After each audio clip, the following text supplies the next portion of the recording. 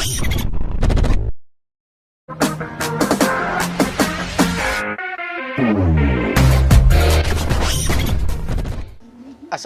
warahmatullahi wabarakatuh. Perkenalkan, nama saya Rizky Adi Saputra. Saya dari Sistem Informasi Fakultas Teknologi Komunikasi dan Informatika. Saya akan menjelaskan mengenai soal-soal UTS, Audit Sistem Informasi, dosen penguji, Novi Dian, Nathasya, Eskom, MMSI. Dengan pembuatan video ini bertujuan untuk menjawab soal-soal UTS, Audit Sistem Informasi. Nomor 1. Dalam audit SI, dikenal konsep resiko dan sistem pengadilan intern.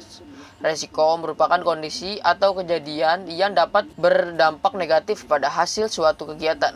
Resiko berpotensi timbulnya kerugian. Jelaskan berbagai kemungkinan resiko yang terjadi pada perusahaan atau organisasi dalam kaitannya dengan sistem informasi. Pertama, resiko inherent atau inherent risk atau IR adalah resiko yang mungkin timbul akibat karakter bawaan dari suatu transaksi. Bisa juga karena kompleksitas transaksi dan kelas transaksi atau kompleksitas perhitungan aset yang mudah tercuri atau tergelap. Ketiadaan informasi yang sifatnya objektif sudah menjadi pemahaman publik bahwa inherent risk adalah di luar jangkauan auditor dalam melakukan pencegahan, bahkan juga di luar kendali pihak audit. Jadi, dengan kata lain, auditor hanya bisa menemukan tetapi tidak bisa melakukan apa-apa. Resiko pengendalian atau control risk atau CR adalah resiko yang bisa timbul akibat kelemahan sistem pengendalian intern atau SPI. Audit tak tahu karena desainnya yang lemah atau pelaksanaannya tidak sesuai dengan desain, tidak mampu mencegah potensi salah saji bersifat material dan atau pengendalian atau fraud. Jadi CR tidak bisa dikendalikan oleh auditor, akan tetapi bisa dikendalikan oleh audit jika mereka mau.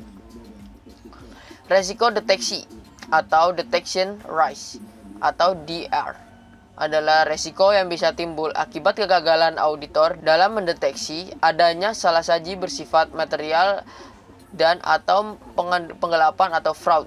Jadi DR ada dalam keadaan auditor. Itu karena DR sepenuhnya pada kendali auditor, maka sudah pasti mereka harus berupaya untuk menetapkan resiko ini hingga ke tindakan yang paling minimal atau tidak mungkin kehilangan risiko ini sepenuhnya. 2. Beri penjelasan lengkap terkait tujuan auditor sistem informasi. Pertama, pengamanan aset. Aset informasi suatu perusahaan seperti perangkat keras atau hardware, perangkat lunak, software, sumber daya manusia. File data harus dijaga oleh suatu sistem pengendalian internal yang baik agar tidak terjadi penyalahgunaan aset perusahaan. Dengan demikian, sistem pengamanan aset merupakan suatu hal yang sangat penting yang harus dipenuhi oleh perusahaan. Kedua, menjaga integritas data. Integritas data atau data integrity adalah salah satu konsep dasar sistem informasi. Data memiliki atribut-atribut tertentu seperti kelengkapan, kebenaran, dan keakuratan.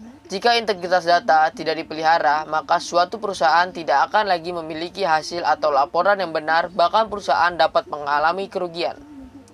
Efektivitas sistem. Efektivitas sistem informasi perusahaan memiliki peranan penting dalam proses pengambilan keputusan. Suatu sistem informasi dapat dikatakan efektif bila sistem informasi tersebut telah sesuai dengan kebutuhan user. Dan terakhir, efisien sistem. Efisien menjadi hal yang sangat penting ketika suatu komputer tidak lagi memiliki kapasitas yang memadai atau harus mengevaluasi apakah efisien sistem masih memandai atau harus menambah sumber daya. Karena suatu sistem dapat dikatakan efisien jika sistem informasi dapat memenuhi kebutuhan user dengan sumber daya informasi yang minimal. Nomor 3. Jelaskan langkah-langkah mengaudit database pada sebuah aplikasi. Pertama, perizinan database. Kedua, keamanan sistem operasi. Ketiga, fitur kekuatan dan manajemen kata sandi. Keempat, aktivitas pemantauan. Kelima, database erupsi. Dan terakhir, database kerentanan, integritas, dan proses patching. Nomor 4. Jelaskan langkah-langkah mengaudit sistem operasi Windows. Pertama, dalam hal pengaturan kontrol umum. Kedua, dapatkan informasi sistem dan versi paket layanan dibandingkan dengan persyaratan kebijakan. Ketiga, menentukan apakah server menjalankan firewall tersebut yang tersedia di perusahaan. Keempat, tentukan apakah server menjalankan program antivirus yang disediakan oleh perusahaan. Dan terakhir, pastikan bahwa sebuah patch yang disetujui sesuai dengan kebijakan server. Sekian yang bisa saya sampaikan. Kurang lebihnya mohon maaf. Nun wa qala mu'min yaskurun. Wassalamualaikum warahmatullahi wabarakatuh.